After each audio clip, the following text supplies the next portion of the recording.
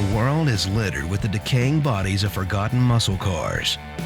At Graveyard Carz, a restoration shop in Springfield, Oregon, no car is too far gone or past its expiration date to get a new lease on life. Leading the group of Mopar morticians is Mark Warman. My name is Mark Warman. I am the owner of Graveyard Carz. Our job is to take a 45, 50-year-old car, restore it correctly, and have it look the way it did in its former days of glory. At Graveyard Carz, you won't find many mods or aftermarket parts, but what you will see is a team of hard-working technicians dead set on restoring these cars back to their factory specifications. I'm Will Scott. I'm the painter here at Graveyard Carz. I do all the paint work, the cutting and buffing, slight assembly, kind of a little bit of everything, but mainly just stuff in the body and paint shop. My name's David Ray. I'm an assembly technician here at Graveyard Carz. Well, I'm Alyssa Rose, and I'm the lead historian for Graveyard Carz. Hi, my name's YOAKUM. Hey, my name's YOAKUM, and I show up here at Graveyard Carz just to take my verbal abuse. No, seriously. The restorations I've been helping Mark with since we were kids, really. I've been with the show since the beginning, mainly just as a whipping post. To restore one of these cars, Mark and his team decode its vehicle identification number and build sheet. We bring them here, we bring them back to life. We completely disassemble them, strip the paint, replace any rusted out panels. We're a Mopar restoration shop specializing in OE replication. I'm bringing the deadest Mopar muscle cars on the planet back to life again. To do this, they use original equipment reproduction parts to replicate its exact appearance the day it rolled out of the factory.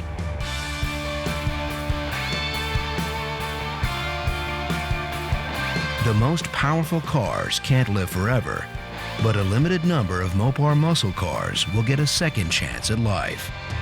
All we have is super cool cars. One of the cars that isn't going to be the first four to go out, but is shortly after it, is our 1969 Roadrunner convertible 426 Hemi automatic, the only one in Q5 Seafoam Turquoise.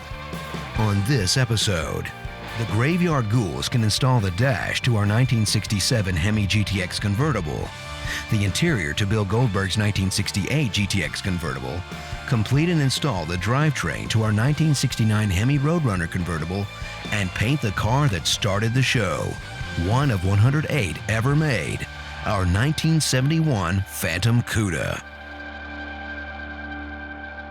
They're coming to get you, Barbara. It has been established that the unburied dead are coming back to life. I'm Mark Warman, and together we bring dead muscle cars back to life, to exactly the way they were on the day they were born.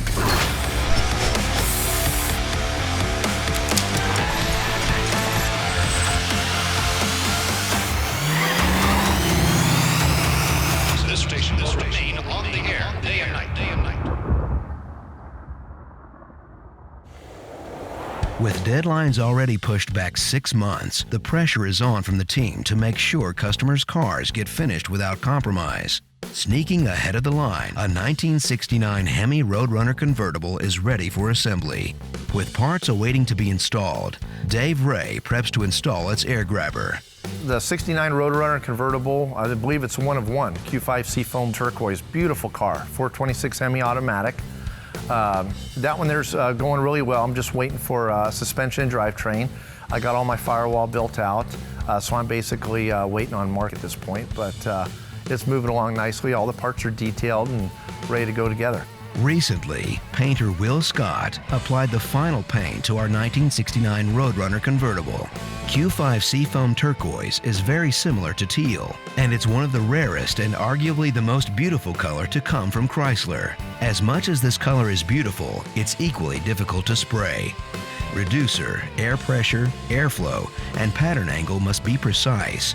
Big D? Hey, boss. You see Mickey Doodles anywhere? Yeah, he's running around. You got a minute?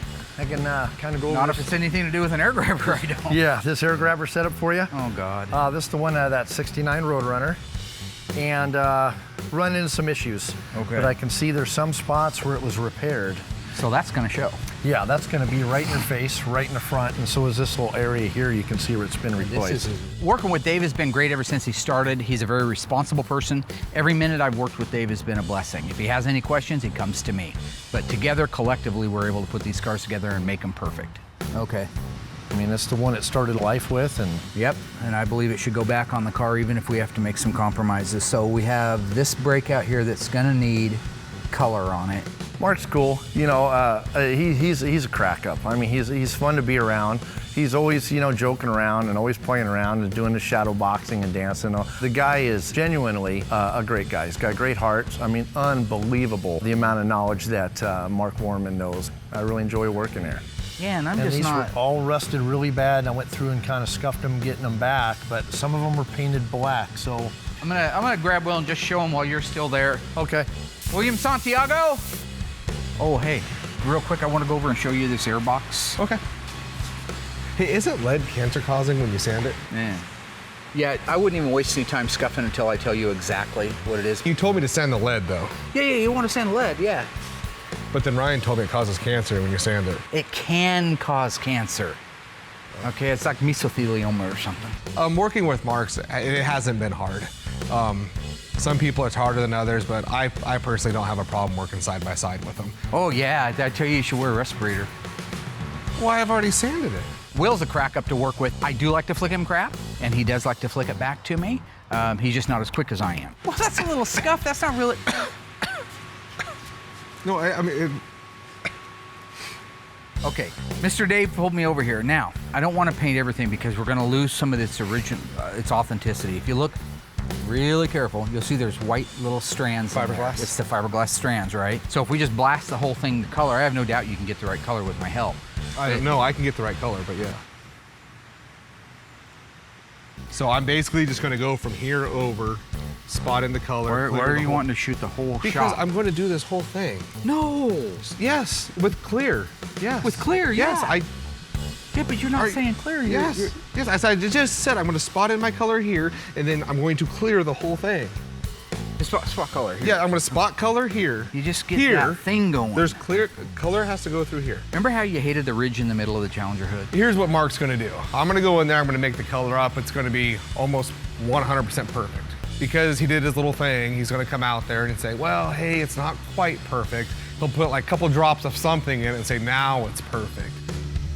You're still the boss. So I have no experience to draw from. I'm just a check signer. Yeah, thank you.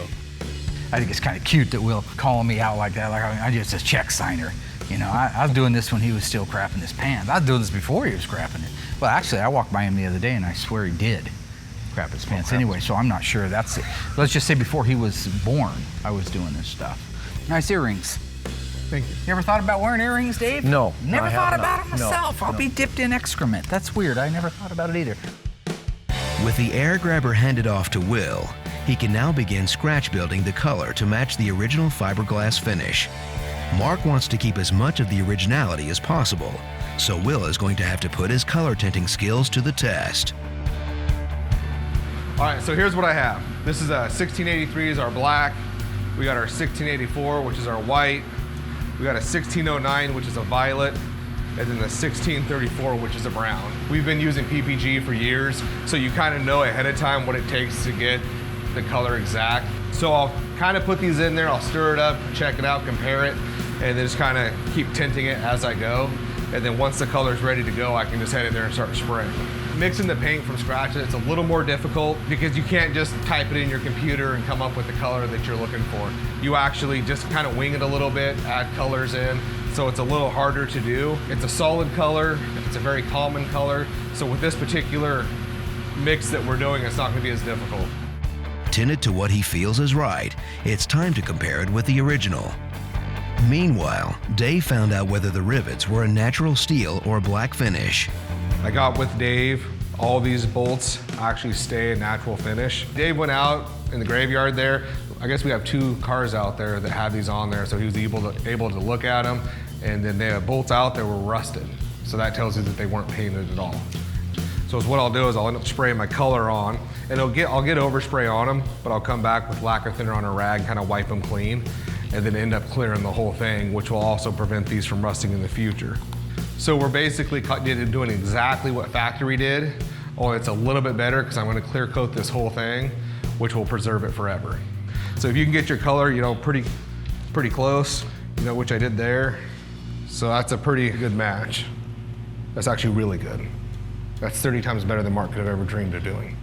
So we got this whole thing laid out, ready to go. I'm gonna go in, put my paint in my gun, dust some color around the areas that need it, and then clear coat the whole thing with a semi-flat clear.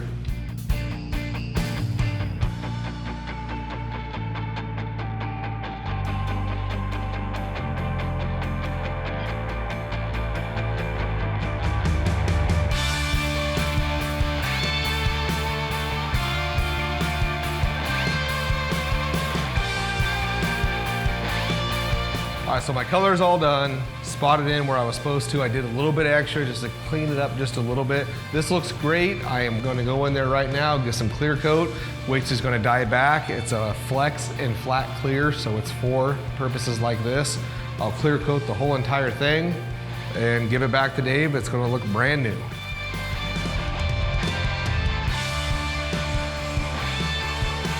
It absolutely looks 100% factory. The clear is right now, we'll go in there and check it out, but it's starting to dye back, so it'll have that nice low gloss sheen that it's supposed to have.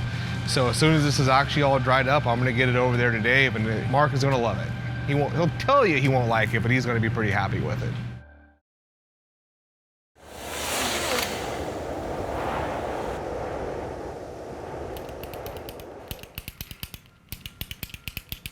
I don't give crappy jobs.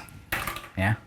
When a good man comes to me and says, thank you, Mark, for your continued help and support in the work-related arena, and I want to move on. I want to better myself. You know, you say to me, I want to move past that. Then I can make that dream come true too, AKA for you. Yeah. Point is, you haven't passed your PPG certification test yet, right? I passed that 15 years ago. The guy in the shop who gives the test is a friend of mine. Mickey, you turd stain. The Iceman. Have you ran the ad yet for the painter? Good, don't bother, all right? I got the guy for the job, he's perfect. He's in my office right now. Yeah, he's passed the PPG certification test. Yeah, it's first aid trained. And we can have a CV printed up this afternoon? Good. Yeah. I'm seeing you Sunday, aren't I? For my sins? Yeah. Has Elaine left you yet? Yep. She has left him. Forgot about that.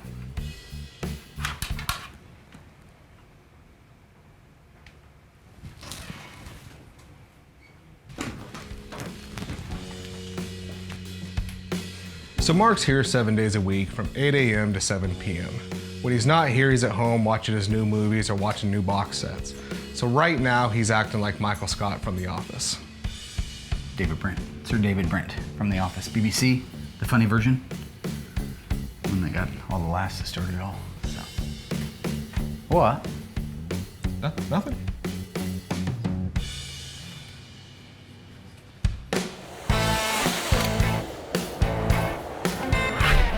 In 1967, Plymouth shook the world up with the gentleman's muscle car, the Plymouth GTX.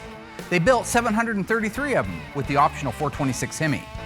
Of that low demographic, only 312 had 4-speed transmissions. Of the 4-speed transmissions in the 426 Hemi, only a handful escaped the factory with a convertible top.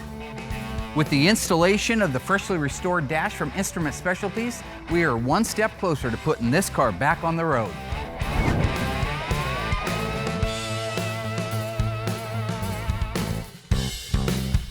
I like the fact that that car's gonna be driven every day. So as far as the interior goes, we just put it back in. The car came here for strictly body and paint. So you're gonna see this car every day on the road. He's gonna be driving it through Vegas. I love this car.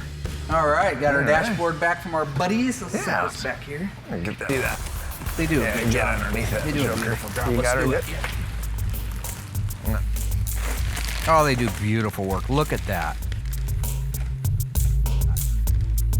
This is the little button right here that you have to push down if you want to pull the headlight switch completely out so you can take the bezel off. So just remember that if you're ever doing your own car. It's way on the top. It's way past the average human. Of course, I got little arms. I got short little arms. Yeah, but you got to figure too, you're jammed in between the seat, Steering column weighing on coming your right back down of the here. floorboard, feet going over the top of the headrest. Colon's oozing stuff out of it from your 50-year-old prostate exam. Anyway, have you got side bolts in place yet? Yeah, side bolts are in place. Okay, and this will go up here. I'll let you. You have a little. I'm gonna try getting here for you. Mark. Yeah, there it goes. Beautiful. There we go. That looks great. Good job. Oh, look at that. The holes lined up perfect. Yeah. Look at that. That's something. Yeah, that's. Oh my. Oh hell yes, I gotta put on my party dress. Looks great. Let's plug it in, baby. Oh God, that looks awesome, don't it? Yeah. Beautiful. I love it. The dash went in like butter. Right now, Dave is installing all the rest of the wiring. He's plugging the plug and plays together where they're supposed to go, chasing them down, putting everything where it needs to be. Here's our goal, all right? Once he gets that dash done and everything wired in place, we're gonna be able to put a battery in it and then we can do a systems check. Convertibles are usually a little more tricky because you got the top motor and some extra electronics and extra, wiring and stuff going to the rear of the car. We have Legendary Interiors coming out here right away to put the convertible top on it, and so they need that top to be fully functional. Of all the systems that have to work when they get here, that convertible top has to, and it's all been rebuilt, it's all been detailed, so it's a multitude of things can go wrong. But if that goes right, they're here, put the top on it, we bolt the interior in it, I call Mr. Torino up, and I make his day and say, your GTX is done, sir. I'm not anticipating any problems, but you never know. You won't know until you get going on it. After the convertible top's on, we bolt the interior in it, and this thing's down the road.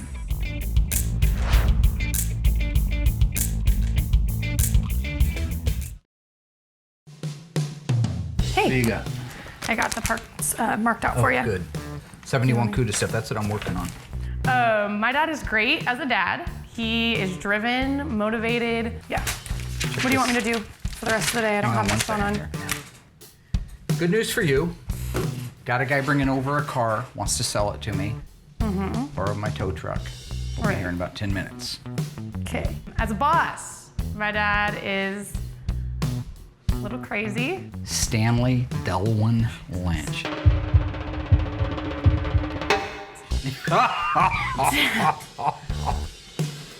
Working with Allysa has been a lot of fun. Obviously, there's the moment where she stole the car at gunpoint. Where's Allysa? My darling daughter. I'm seriously so excited. She's out, that's what she's doing. We've seen her pull out. Woo! Yeah! Working with Allysa has its moments because she's used to all my shticks. Get your notepad, get your camera, get a pen. But I also know all of her weak points. So if I want to get to her, I'll just tell her that I think I saw a zit.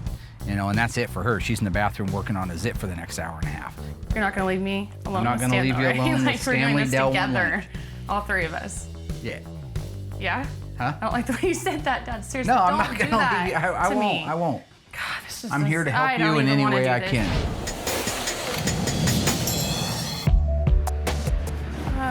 Oh, 66 Charger. How you doing, Stan? Beautiful. It's always nice to see you. Hey, Stan. You sure Hey. you didn't just steal this? Nope. Oh, I got a good purchase. It's awful low in the front, so you either got it sucked down or it's got an engine in it. It's a lot of tension. Did you even open the hood? It's got an engine in it.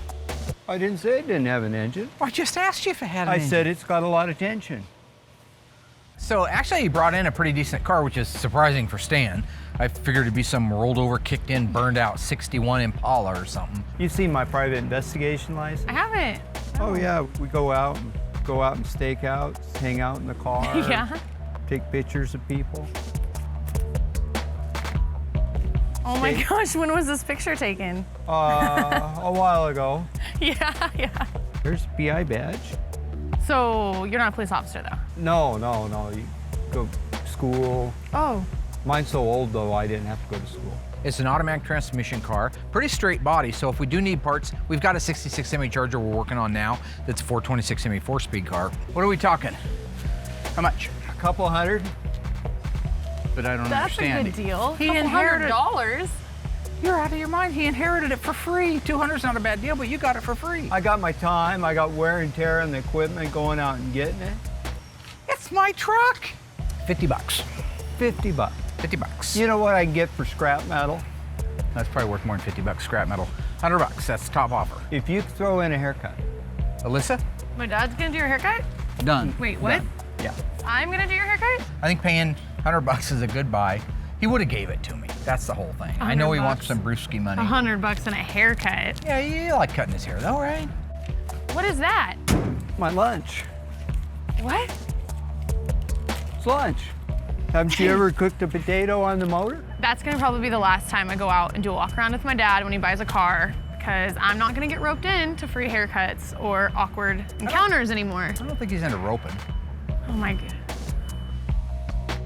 Didn't look like it cooked it very well. Yeah, I learned. It was know what you're- educational. Anyway, enjoyed cutting his hair. I've got a shop to run, as you were. Flism, flasm, Does anybody feel bad for me? flazoo. Anyone? Oh my god. While the GTX was known as the gentleman's muscle car, not in this case. 1968 GTX 444-speed convertible. This is one of only 375 built. This car has manual steering and manual drum brakes. Fortunately, it's owned by former World Wrestling Champion Bill Goldberg. And trust me, it takes a Bill Goldberg to drive a car like that. With the repairs finished on Bill Goldberg's GTX, Dave and Alyssa are going to install the seats and center console. What I pretty much did, I got all the carpet in. It's all cut around the console. The top of the rear seat is in, and everything's prepped and ready to go for the door panels and the rest of the seats. I'm excited. I got Alyssa helping me with this one, so this is going to be cool. What I'm going to have you do is start with this here. I'm really excited to get to work on Bill Goldberg's GTX. It's one of my favorite cars in the shop. Righty-tighty, lefty-loosey. Yeah. Wind up there, so everything looks pretty good. So now we can pop this in, like that. Ooh. So once that goes in, everything else Looks will so kind of follow pretty. suit. Not too bad, huh? Ah. Now it's just a matter of tightening the screws to keep the panels in place. This reminds me of putting model cars together with my dad. Oh, that's cool. You'd think it'd be less intense, like putting a little model car together with him, but It's not, yeah, huh? I think we did a couple together, and then he decided he wasn't going to show me anything in the shop. Oh, right. The model cars, yeah. He It was said- like the intro. Oh, gotcha. Into- So he's like, no, you're not doing that. Yeah, Well- it's stressful enough. I think you're doing just fine. With the window cranks and glass installed, it's time to install the rear passenger seat. See, it goes in and Yeah. then it catches. Let's see where yours is. Oh, you got yours. Did I? Yeah, Hey, yours is in. I thought Score it was first in. try. Awesome. All right, that's it. With the rear passenger seat installed, Dave and Alyssa can install the center console.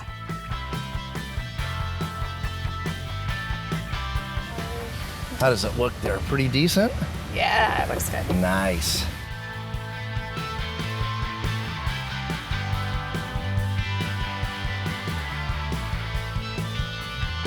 Now that the seats are bolted to the body, the interior of Bill Goldberg's GTX convertible is complete. I think it went great. That went awesome. It's so tempting not to just put it into first gear and head Yeah. out, but you know Yeah, what just- happened the last time I did that, so I'd like my privileges back, so I'll be good. Yeah. You want to start it up? Can we start it? Yeah. Just make sure it's Oh, in yeah. neutral.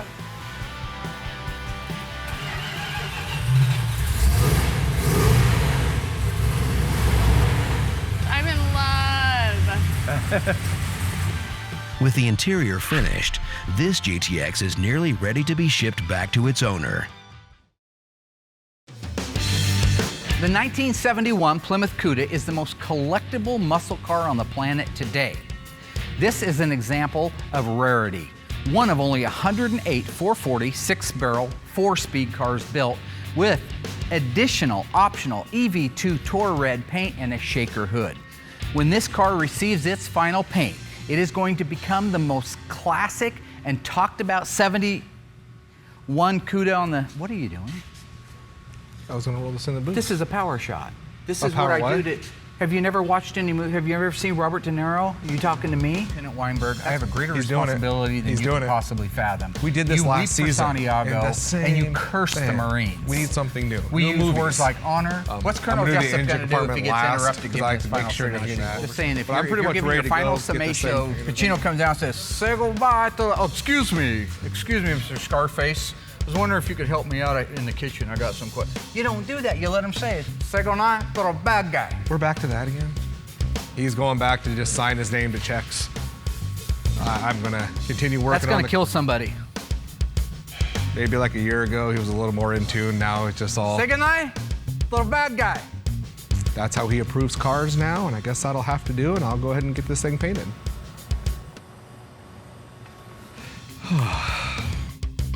The air grabber for our 1969 Hemi Roadrunner convertible has finished curing. Dave and Allysa have been assigned to get it installed. We got the air grabber back from Will for our 69 Roadrunner convertible, that Q5 beautiful seafoam turquoise paint, one-of-one car. Alyssa's gonna help me put it in. So it's all new to me, I haven't done one yet. Meanwhile, Mark and Mike are building out the massive 426 that belongs inside of the 1969 Hemi Roadrunner convertible. The goal is to get the entire suspension installed. Why don't we start with just getting the carburetors on if you want to put the rear one on. We just got these back from Scott Smith at Harms. Beautiful, beautiful work he does. The original casting plating of the casting is right.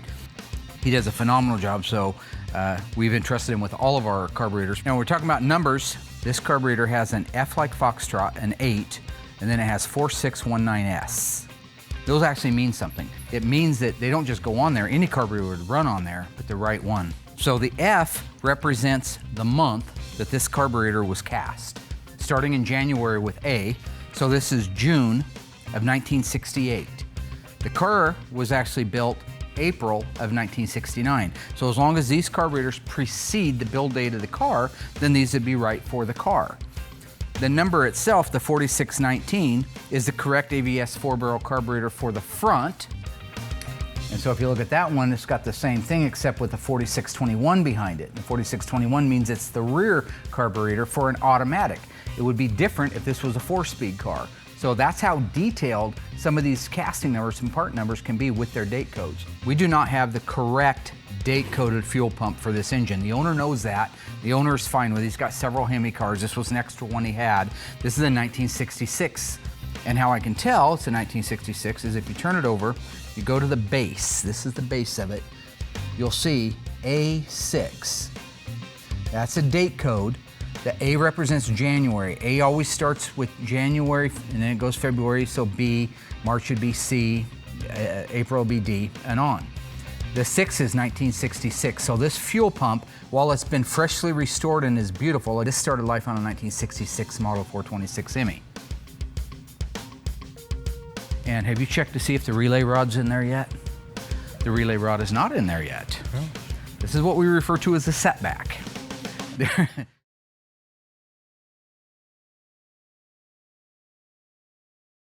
The air grabber for our 1969 Hemi Roadrunner convertible has finished curing. Dave and Allysa are going to install the air grabber.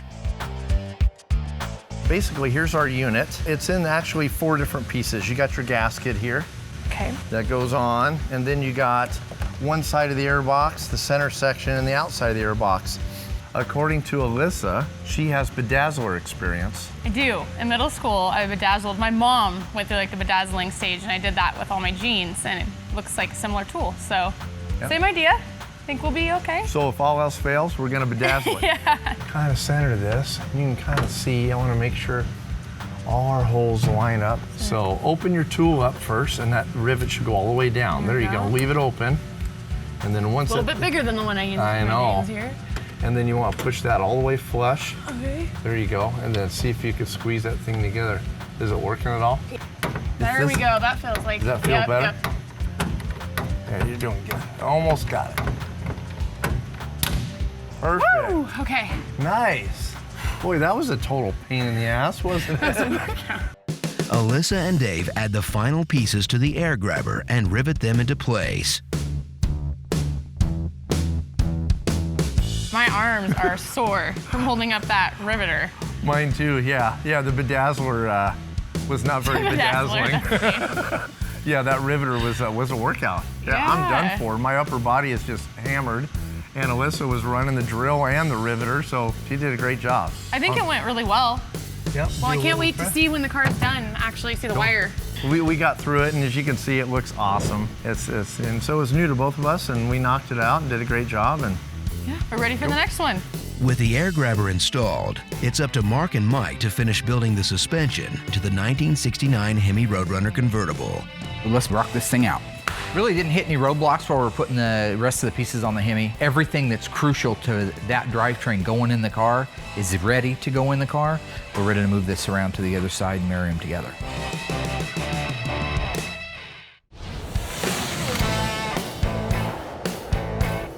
With the air grabber painted and installed, Mark and the Ghouls can now install the 1969 Roadrunner convertible's massive 426 Hemi engine. Okay, let's put the rear end in first to counterbalance it. Nothing like putting an 800-pound valve. That's probably more like 11 or 1200. oh yeah. You're talking about a Q5 Seafoam Turquoise 69 Hemi Roadrunner convertible. I mean, they only made 7 Hemi Roadrunner convertibles, and it's the only one in Q5. I got grease. The shocks here are in all these place. Bad boys. That's good. Yep, should go right in the spot right there. Grab your side roll. For as big and clumsy as these cars are, there are certain components on them that just have to be dead on, straight, accurate for them to go on, and that's one of them. So it's none of that horseshoe bull crap. You got to be right on the money. Okay. So you have the front, both sides leaf spring hangers, shackle hangers, and shocks are tight? Yep. All the front perches are tight. Let's get that front end stuck together. Let's stuff that big Mother Bear Hemi in there. Oh yeah. Oh, yeah. Come on, hernia. Oh yeah. Just go slow. Whew. I'll kind of guide you in. Big old heavy joker. When it comes to the installation of a 426 Hemi in anything, the problem always is size. You're trying to stick this great big huge elephant engine in a regular size normal car. With as many hands as we have on deck, we shouldn't have any troubles. What you want to do is get the engine installed without beating the hell out of everything around it. Keep coming. I think we're good right there for a starter. What do you think, boss? Okay, that looks really good there. Somebody say when. I've watched Mark go, you know, from doing his own cars to restoring customers' cars. I've been with the show since the beginning, mainly just as a whipping post. I think that I'm blessed to be able to work with a great group of guys that I do get to work with. I mean, my daughter, Will, Dave, those guys, but Royal, he's my friend. We really have most of our formidable years working on cars as a team together. I can do a lot of tormenting before he hits his boiling point. That's a plus side to it. But at the end of the day, I can also call on Royal and know that he's going to be there. He's going to be there with me when nobody else will. Okay, hold on. What the are you laughing at, Nancy? You want to come leg squat it? You little bitch. I could probably let the back down, you think? I'm not in my strength zone. This is my strength now. Don't hold on to the cross member or the sway bar. It's not going to go anywhere. You're a dumb son of a. I could have let him go for a while. You could have. Oh, you, dome. Great. You can come back a little more. Yeah, room temperature IQ. You're in no position to laugh at me. Room temperature. There's my buddy Mark. Son of a. There you go. Yeah. Okay, is it ready to go back now? Go up. Go up, roll. Right there. Okay, come back. All the geometry is right. I mean, it wouldn't have took a K-member if the rails were too close together. The car was never wrecked before. It's a beautiful body on it. It's just, I think with the power steering on it and all decked out, it was just a tight fit. Okay, we got the front 2 K-member bolts in. Now we can put the transmission cross-member bolts in. Once that's in, we can raise the car up and put the rear K-member bolts in. And we're finally buttoned up. That's the tightest fit I've seen on a Mopar yet. I think next time I'm gonna end up taking the steering gear, just leaving it off. That's the way to do it. It's just too tight. Too tight. But it's the first 69 Hemi Roadrunner convertible I've done, so sorry. Sue me. Deal. Look at that baby go together. I'm relieved to have it done. That's nice. The owner's going to be thrilled to death. He's going to be excited to see the pictures. All right, great job, everybody. Great job. Nice work. All right. All we have left is some cotter pins we got to put in and the drive shaft, exhaust, and all of a sudden the bottom of this car is going to be wrapped up. Be driving before you know it. With the drivetrain installation complete, it's time to check on the wiring for our 1967 Hemi GTX convertible. Let's kill the lights. Nice. All right. Okay. All right, let's try it. Park first? Yeah, let's run the park. Look at that. We got park lamps in the front. Beautiful. Go ahead and pull the headlights on the rest of the way. Give me a high beam. Okay. Who's going to drive you home tonight? Nice. That's beautiful. Let me check the back.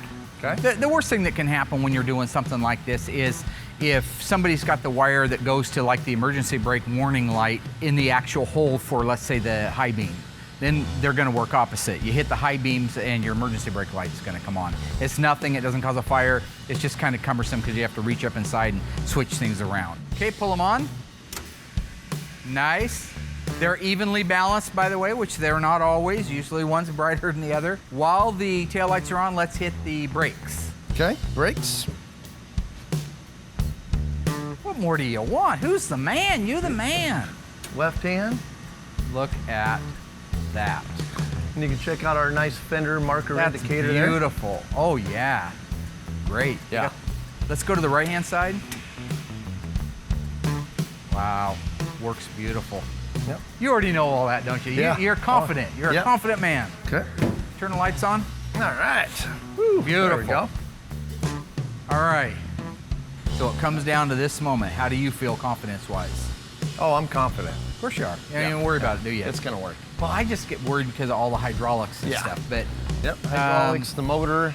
Well, I'm green light go. I say ready? hit the top and let's see what we got. Yeah. All right, here we go. Going up. Come on, baby. Come on, baby. Look at that. Looking good. Wow.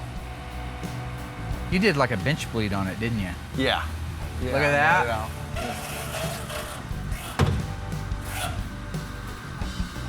And it takes a few cycles to get her kind of broke in, but she's working good. Look at that. That's all I'm saying. You have just made it into the handful of guys in the world. Wow. Beautiful. It's a nice car. Fantastic work. That's Graveyard Carz, baby. Yep. So one of the cool things that we're doing at Graveyard Carz this year is trying to speed up the assembly process. So what we're building now are frame jigs. This is a unit that will have a series of perches on it. It's a big flat bench.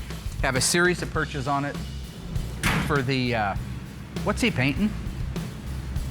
Painting the Cuda? Phantom Cuda? No, I haven't signed off on the, hey! What are you doing? Getting ready to paint? What? No. I haven't signed off on this. Mark signed off on this a while ago. We walked around the whole car, looked at everything, gave me a thumbs up, said it was good to go. No, I didn't. You most certainly did when we were out there looking at it. No, I was starting to sign off on it, and then you started in, and I was trying to show you that I was doing my power intro. So all you right, and then we walked around the car. No, I didn't look at it close like this. You're ready to paint. This is the big one. I am ready to get in there and get orange going. The eyes go in before the name goes on. No, I don't. Are you serious? Who carries around a magnifying glass? I mean, who does? I know why he carries around a magnifying glass. I just didn't think he had it on him ready to inspect my paint job. Okay, Mark, I just want to get to paint.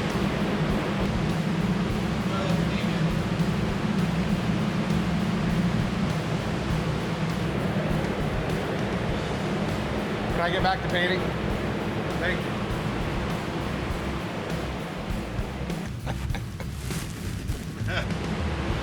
You have my blessing now to go ahead and paint it. I had your blessing 2 days ago.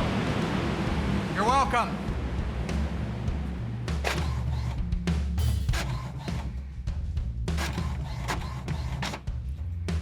Mr. George? Mark. How are you, sir? Pretty good to see you. George McGeorge? Is that really your name, George McGeorge? Oh, yeah. The first and the last name? Yep. George McGeorge. How about a nickname? You got a nickname? No. Curious George. I just named it that. How about Bi-Curious George? No. So this is our assembly shop, all right? This is where all the cars, after they've been painted, come into to get their final assembly, all right? We got our 69 Hemi Roadrunner. It's the only one in the world painted in Q5 Seafoam turquoise. 1972 Dodge Charger, 400 Magnum 4-speed. You've got to be able to recite this stuff off. It's one of only 126 made. This has hideaway headlights. You pop those up, it's like a skirt blowing up in the middle of summer, you know what I'm saying? Oh yeah. I'm curious. Let's go into the body and paint shop. It was weird having Mark show me around the shop, especially since I've worked here for about 6 months now. This is where you're gonna start. This is your world. This is your castle. This is your area to grow and to blossom into a beautiful flower.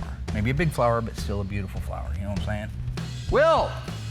Worked with me forever, 15 years, all right? This is our mixing room, PPG mixing room. You see all of our colors in there. There's Will. Willie, how you doing? Good. What's happening? Been with us a long time, haven't you? Why a while? This is Will Scott. I brought him right out of high school, taught him everything that he knows. This is George McGeorge. Got a first and a last. He's been here for a couple months. I know. Don't try to. What we're mixing, what we're making. Everything's PPG. Number one paint company in the world. I'm getting ready to shoot this orange. Have you seen the paint gun that sits in that holder right there? It's got the little skeletons on it. No. I have no idea. One of your problems is you are not responsible. Have you looked everywhere? Well, why is the purple out? Well, I don't. Ooh, plum crazy. Used to be called statutory grape. Yeah, this one with the kinda skulls on it. That's how we say it in Britain. We say schools. You're not from Britain. No. Seen it. A map.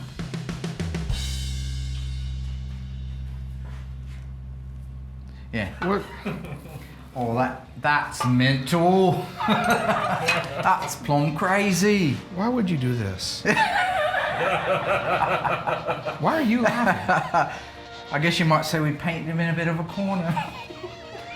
Is this the whole stapler and the Jello thing? Only the paint version? Is it what? You know, when I put the stapler and the Jello, it's funny. You put my paint or my gun in the I have no idea paint. what you're talking about. Look at your hands.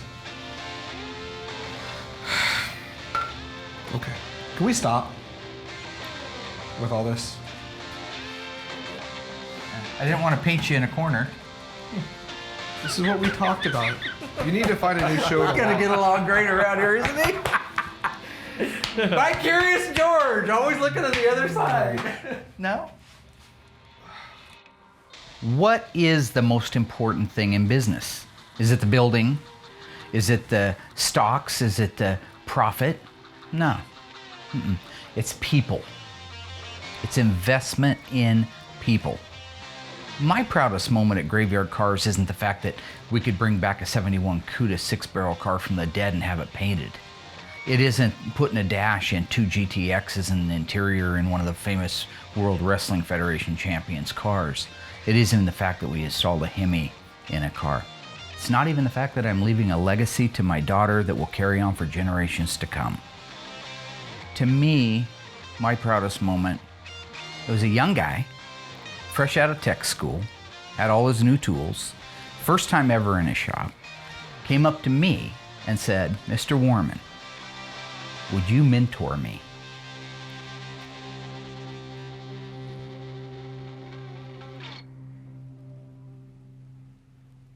It didn't happen. He turned out to be a piece of shit. I had to let him go.